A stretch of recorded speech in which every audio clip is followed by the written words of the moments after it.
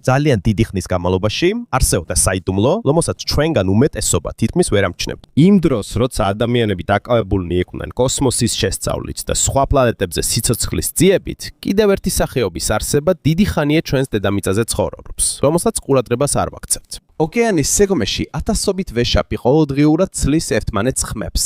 ბევრი 10 წლეულის განმავლობაში მეცნიერების უმეტესობას ეგონა, რომ ეს ხმები უბრალოდ ნავიგაციის, საკვების ძიების ან თავიან ჯგუფთან კომუნიკაციის საშუალება იყო. ეს ორი ვეშაპი მორიგეობით სწრაფად აგზავნის კლიკების სერიებს კომუნიკაციისთვის. პროექტ SETI-ის მკვლევარები ხელოვნურ ინტელექტს იყენებენ ამ კლიკების გასაშიფრად. Where researchers at Project SETI are using artificial intelligence to decode. მაგრამ ხელოვნური ინტელექტისა და თანამედროვე მონაცემთა ანალიზის განვითარებასთან ერთად, ახალი აღმოჩენები იწყებს უფრო დიდ კითხვებს აჩენს.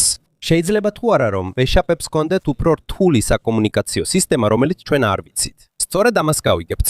მაგრამ სანამ დავიწყეთ, არ დაგავიწყდეთ ამ ვიდეოს მოწონება. ეს ჩვენთვის კონტენტ კრეატორებისთვის ძალიან მნიშვნელოვანია. დიდი მადლობა და ახლა დავიწყოთ. ბოლო წლების განმავლობაში ზღვის ბიოლოგებმა, კომპიუტერულმა მეცნიერებმა და ხელოვნური ინტელექტის მკვლევრებმა დაიწყეს ძალების გაერთიანება, რათა შეისწავლონ ვეშაპების ჩანაწერების უზარმაზარი კოლექცია, რომელიც მსოფლიოს სხვადასხვა კუთხიდან არის შეგროვებული. მათი მიზანი მხოლოდ ის არ არის, რომ დაადგინონ რა ტიპის ხმებს გამოსცემენ ვეშაპები. არამედ ისიც აღმოაჩინონ, არსებობს თუ არა რაიმე დამალული ნიმუში ამ ხმების უკან. ერთ-ერთი მიზეზი, რის გამოც ექსპერტები დაინტერესდნენ, ვეშაპების უჩვეულო თავისებურება. მათი ტვინი პლანეტის ყველა ცხოველიდან ერთ-ერთი ყველაზე დიდია. არსებობს რამდენიმე სახეობა, რომლებიც ავლენენ განვითარებულ სოციალურ ქცევას, თანამშრომლობას და ტრადიციებსაც კი, რომლებიც ერთი ჯგუფიდან შემდეგ თაობას გადაეცემენ. სხვა სიტყვებით რო ვთქვათ, ისინი უბრალოდ ცხოველები არ არიან, რომლებიც უბრალოდ ოკეანეში ცურავენ. მათ აქვთ საკუთარი საზოგადოება, საკუთარი კულტურა და შესაძლოა საკუთარი ინფორმაციის გაზიარების მეთოდიც. ამიტომაც მკვლევრებმა დაიწყეს ხელოვნური ინტელექტის სისტემების გამოყენება, რომლებიც ჩვეულებრივ გამოიყენება ადამიანის ენის შესასწავლად. ეს იგივე ტექნოლოგია, რომელიც გამოიყენება სიტყვების, წინადადებების და ნიმუშების ამოსაცნობად ადამიანის ენაში. გასაკვირია, რადგან მათ ცადეს ეს მეთოდი ვეშაპების ხმებზეც გამოეყენებინათ. სწორედ აქ დაიწყო ყველაფერი უფრო საინტერესო. შემთხვევით ხმების ნაცვლად, ზოგჯერ მკვლევარებმა აღმოაჩინეს განმეორებადი თანმიმდევრობები. არსებობს გარკვეული კომბინაციები ხმების, რომლებიც სხვადასხვა სიტუაციაში თანმიმდევრულად ჩნდება. ეს გავს პაზლის ნაწილებს, რომლებიც ნელ-ნელა ქმნიან უფრო დიდ სურათს. მიუხედავად იმისა, რომ ჯერ არ არსებობს სამეცნიერო მტკიცებულება, რომელიც ადასტურებს, რომ ვეშაპებს აქვთ ენა როგორც ადამიანებს, ბევრი ექსპერტი მაინც თვლის, რომ მათი კომუნიკაცია უფრო რთულია, ვიდრე უბრალოდ ხმები ან სიგნალები. ერთ-ერთი ყველაზე ამაღელვებელი მოვლენა ალასკის სანაპიროზე 2023 წელს მოხდა. ასე გამოიყურებოდა მათი საუბარი.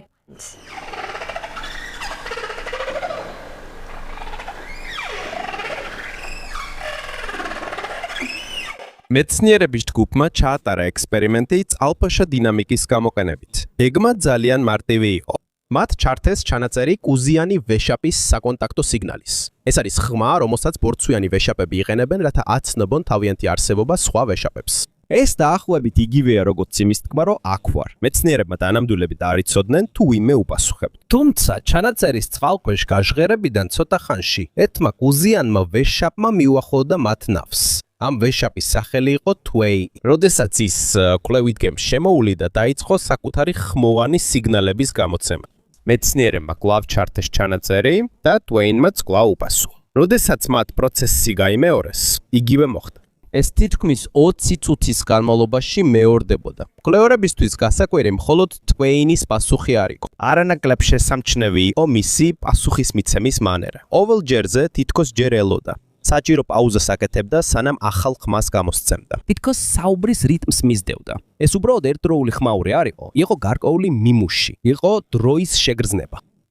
მეცნიერების პროექტში ჩართული მეცნიერების თვით. ეს არის ერთ-ერთი ყველაზე ნათელი მაგალითი ორმხრივი ვოკალური ურთიერთქმედებისა ადამიანსა და კუზიან ვეშაპს შორის, რომელიც თანამედროვე ეპოქაში დაფიქსირდა. მაგრამ მაშინ, როცა მკვლევარები ცდილობენ ამ ხმების მნიშვნელობის გაგებას, არსებობს ექსპერტების კიდევ ერთი ჯგუფი, რომლებიც კონცენტრირებულნი არიან სხვა სახეობის ვეშაპზე, კაშალოთზე. და აქ იწყება ზოგიერთი ყველაზე საოცარი კითხვა ამ არსებების კომუნიკაციის შესახებ. მაგრამ როცა ვეშაპების შესწავლა ხრმაუდება, ერთი რამ არის, რაც უნდა განმარტოთ. მეცნიერულად ჯერ არ დამტკიცებულა, რომ შეგვიძლია კაშალოტების ნათქვამი ისევ თარგმნოთ, როგორც ადამიანის ენ.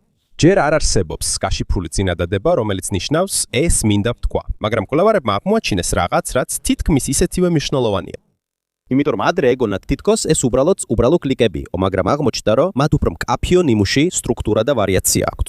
კვლევის მიხედვით, რომელიც გამოქვეყნდა Nature Communications-ში, Project SETI-მ შეისწავლა 8700-ზე მეტი ვეშაპის კოდა დომინიკის გარშემო მცხოვრები კაშალოტებიდან. კოდები არის მოკლე კლიკების მიმდევრობა, რომელსაც კაშალოტები იყენებენ ერთმანეთთან კომუნიკაციისას. ადრე ბევრი მეცნიერი ფიქრობდა, რომ ამ ხმების კომბინაციები შეზღუდული იყო. თითქოს მხოლოდ რამდენიმე მარტივი სიგნალი იყო.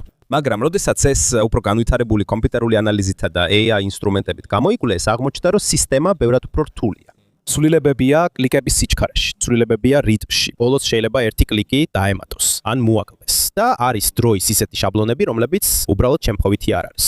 ეს ნიშნავს, რომ ეს უბრალოდ ხმაური არ არის ზღვის ქვეშ, ეს გავს ხმოვან სისტემას, რომელსაც თავისი წესები აქვს. ჯერ კიდევ არ არის ეს ადამიანის ენის მსგავსი, მაგრამ აშკარად აქვს ორგანიზაცია, აქვს სტრუქტურა და შესაძლებელია, რომ უფრო ღრმა მნიშვნელობა აქვს, რომელიც ჯერ კიდევ არ გვესმის. აქ უფრო საინტერესო ხდება Project SETI. მათი მიზანი არ არის ფანტასტიკური თარჯიმის შექმნა როგორც ფილმებში, სადაც უეცრად ვეშაპი ინგლისურად დაიწყებს ლაპარაკს. მათი მიზანი ბევრად უფრო სერიოზულია. მათ სურთ ნელ-ნელა გაიგონ, როდის იყენებენ კაშალოტები თითოეულ ნიმუშს. ვის ესაუბრებიან ისინი? რასაკეთებენ ისინი საუბრის დროს და რა სიტუაციებია დაკავშირებული ამ ხმასთან. ამიტომ საკმარისი არ არის მხოლოდ აუდიოს ჩაწერა, საჭიროა მთელი სცენის ცოდნაც. სად არის ვეშაპი? რა სიღრმეზეა ის? ვინ არის მასთან ერთად? ეძებს ის საკვებს? ისვენებს ჯგუფი? არის თუ არა ხბო ახლოს? არის თუ არა სხვა ვეშაპების ოჯახი ახლოს? ადამიანის ენაში მნიშვნელობა კონტექსტზეა დამოკიდებული. იგივე შეიძლება ხდებოდეს ვეშაპებთანაც. წარმოიდგინე ეს ჩვეულებრივ ადამიანურ საუბარში. როცა ამბობ წამოდი, სხვა მნიშვნელობა აქვს თუ სახლში ხარ, სხვა თუ ქუჩაში ხარ და კიდევ სხვა თუ საგანგებო სიტუაციაში ხარ. იგივე სიტყვაა, მაგრამ მნიშვნელობა იცვლება სიტუაციის მიხედვით. სწორედ ამას ცდილობენ მეცნიერები ვეშაპების კომუნიკაციაში. აღმოაჩინა. მათ მხოლოდ ხმას არ ეძებენ, ისინი ეძებენ კავშირს ხმასა და ქცევას შორის. დომინიკაში ეს ძალიან სასარგებლოა, რადგან იქ კაშალოტების ოჯახებია, რომლებსაც კვლევარები დიდი ხანია აკვირდებიან. ისინი არ არიან შემთხვევითი ვეშაპები, რომლებიც უბრალოდ გამოჩნდებიან და მერე გაქრებიან. არსებობს ცნობილი ჯგუფები, საოჯახო ხაზები და ვეშაპები, რომლებიც წლების განმავლობაში ისევ და ისევ ბრუნდებიან ერთსა და იმავე ადგილას. ეს გავს წყალქვეშა სამეზობლოს. სწორედ იქ დაიწყო უფრო დეტალური მონაცემების შეგროვება.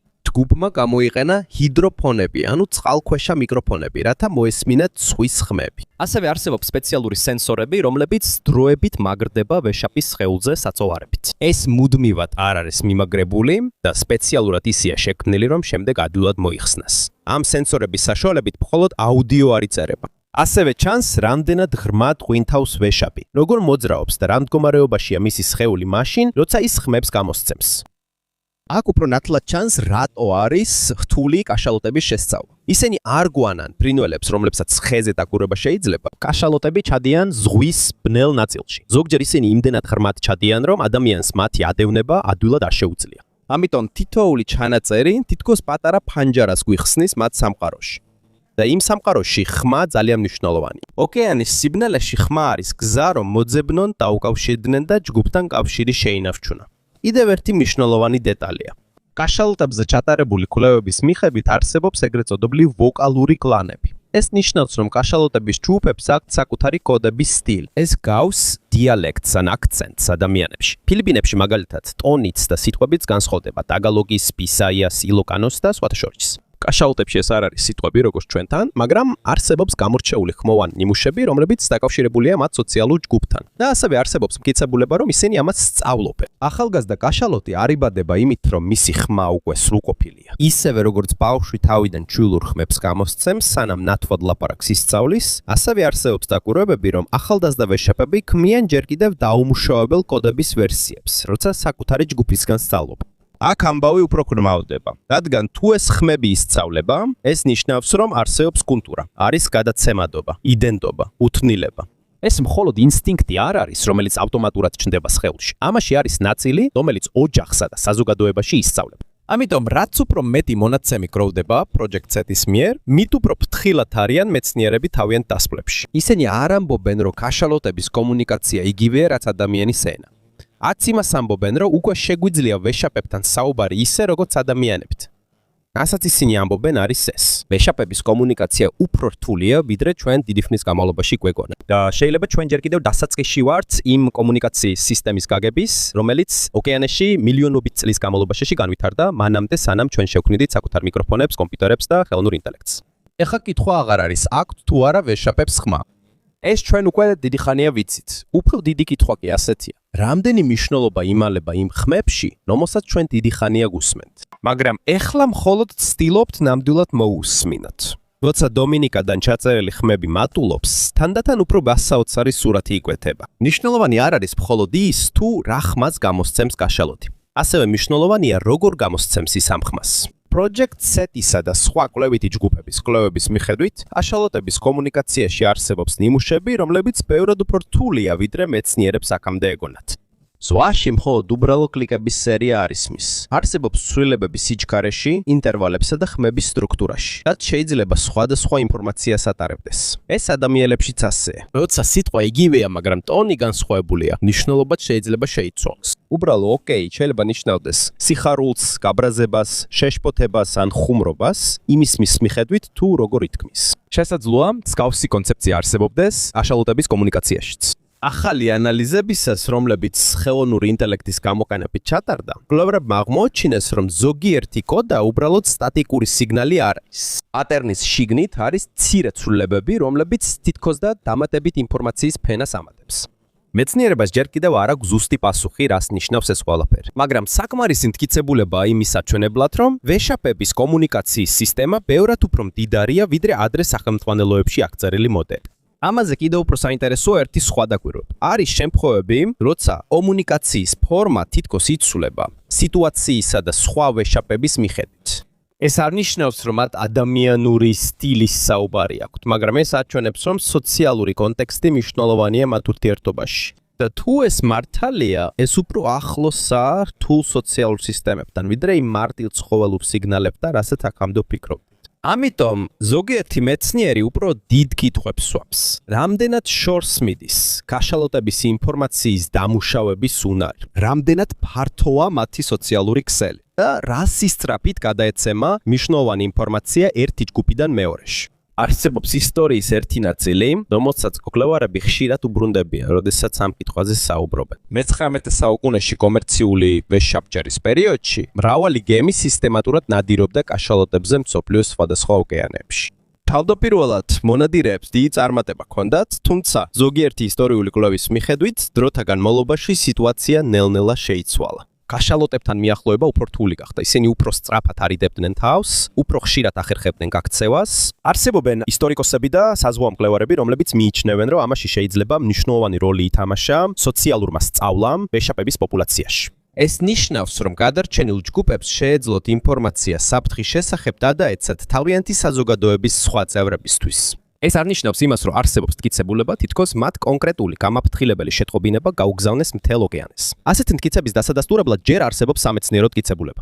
თუმცა არსებობს ძლიერი მტკიცებულება, რომ კაშალოტები გამოცდილები დასწავლობენ და გარკვეულ ქცევით ცოდნას თავიანთ ჯგუფებში გადასცემენ. და ბევრი მეცნიერისთვის ეს უკვე საკმარისად შთამბეჭდავია. რადგან სწავლის, ადაპტაციისა და ინფორმაციის გაზიარების უნარი ერთ-ერთი საფუძველია განვითარებული სოციალური ქცევისთვის.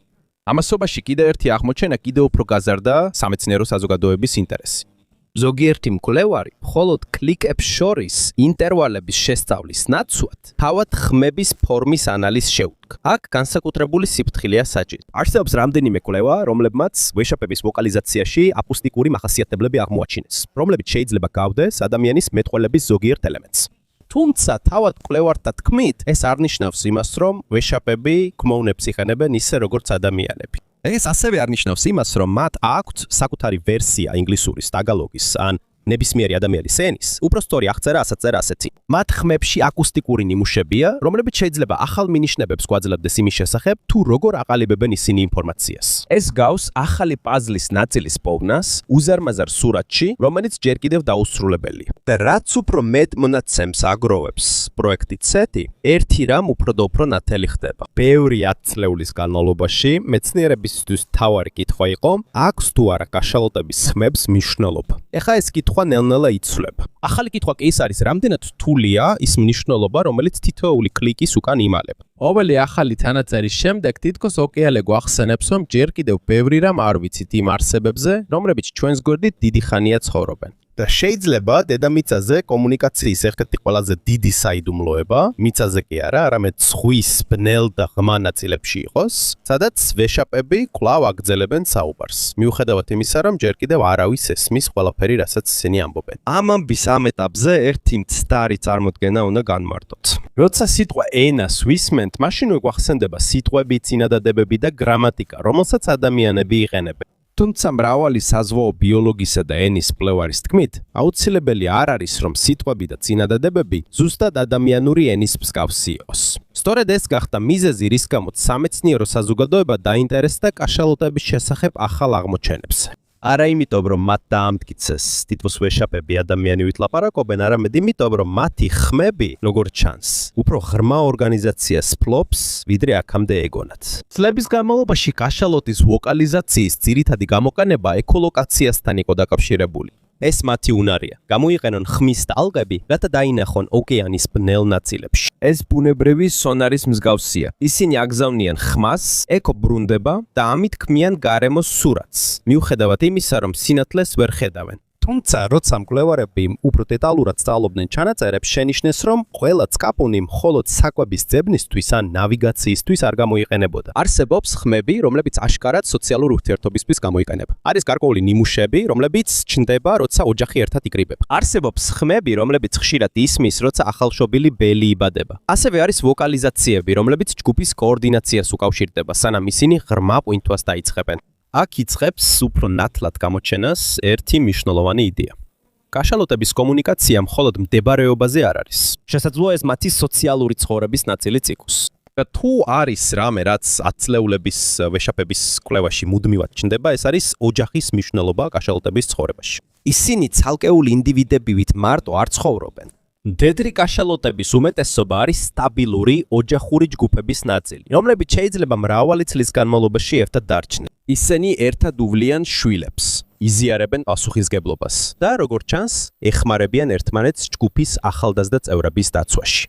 სინამდვილეში ყოფილა შემთხვევები, როდესაც საზღვაო ბიოლოგებმა დააკვირდნენ, რომ დედა ვეშაპი მიდის ღრმა ზღვაში სანადიროდ, ხოლო სხვა ზრდასრული მდედრი ვეშაპები დროებით უვლიან მის შვილს ზედაპირზე. ჩვენ არ გვაქვს საშუალება ზუსტად გავიგოთ, რაზე საუბრობენ ისინი. თუმცა, აშკარად ჩანს მათი კოორდინაციის შედეგი. არსებობს თანამშრომლობა, ნდობა და ორგანიზებული სოციალური ქცევა.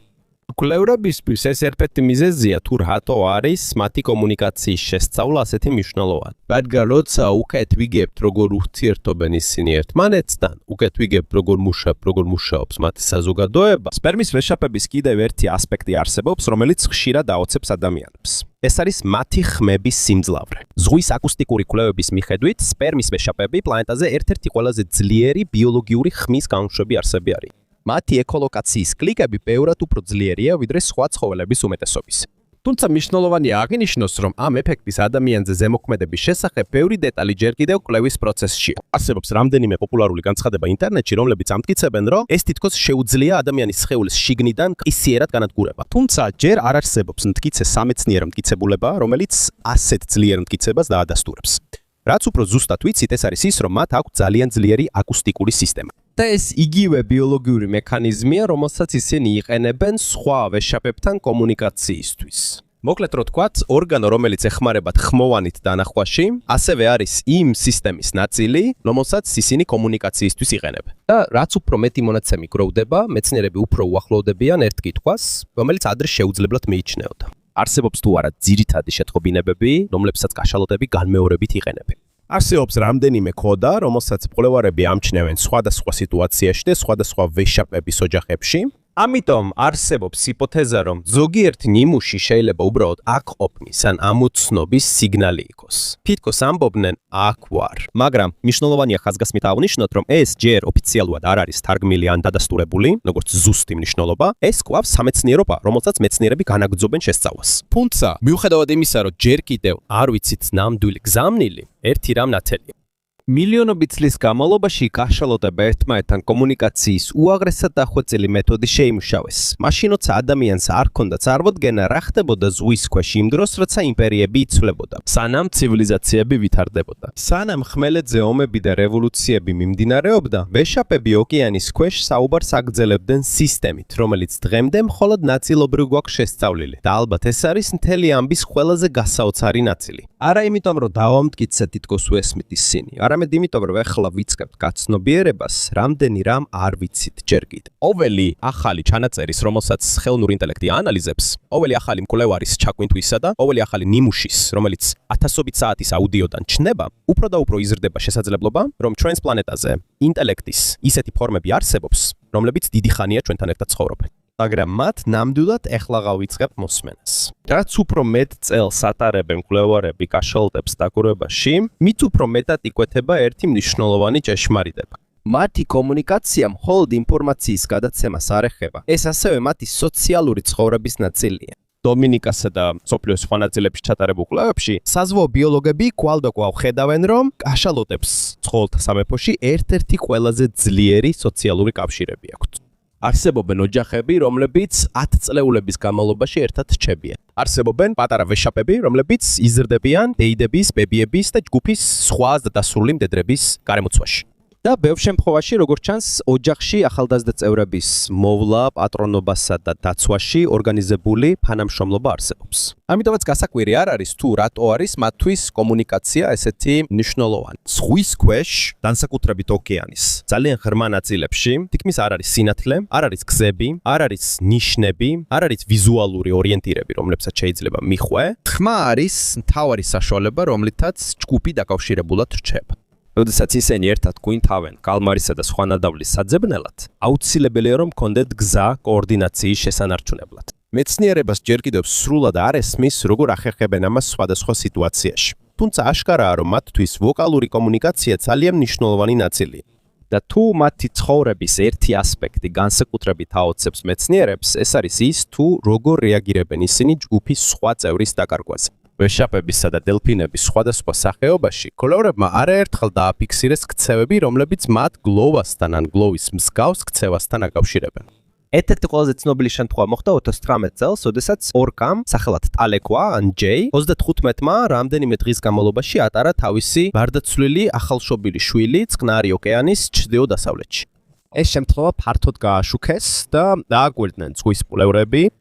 თუმცა ჩვენ ზუსტად ვერ ვიცით, რას გრძნობს ვეშაპი. ბევრი მეცნიერი ამბობს, რომ თულია უგულებელყოთ ქცევები, რომლებიც აჩვენებს ძლიერ მიჯაჭვულობას მათი ოჯახის წევრების მიმართ. ეს მხოლოდ ერთხელ არ მომხდარა. სოფლიოს სხვადასხვა ნაწილში არსებობს დოკუმენტირებული დაკვირვებები ცეტაცეებზე, რომლებიც რჩებიან ახლოს მათ გარდაცვლილ შვილთან ან ჯგუფის წევრთან. ზოგჯერ ისინი მათ ზურგზე ატარებენ, ზოგჯერ ისინი მის გარშემო ტრიალებენ.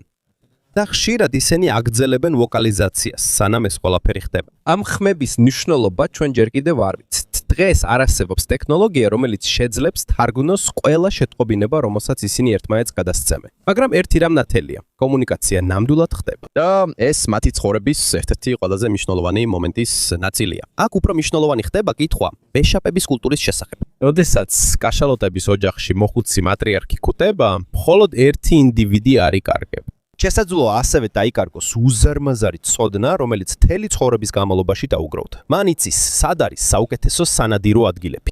მან იცის, რომელი მარშრუტი უფრო უსაფრთხოა წლის სხვადასხვა დროს. და მან იცის ის საფრთხეები, რომლებსაც მისი ოჯახი მრავალი ათწლეულის განმავლობაში აწყდებოდა. ადამიანთა სამყაროში ჩვენ ინფორმაციას წიგნების, ინტერნეტის და სკოლების საშუალებით გადავცემთ. კაშალოტების სამყაროში ამ ცოდნის დიდი ნაწილი ოჯახში სოციალური ურთიერთმოებებისა და კომუნიკაციის გზით გადაეცემა. ეს არის მიზეზი, რის გამოც ზოგი მეცნიერი თვლის, რომ აქ მხოლოდ ბიოლოგიას არ ვსწავლობთ. შესაძლებელია ჩვენ ერთგვარ კულტურასაც ვსწავლობთ.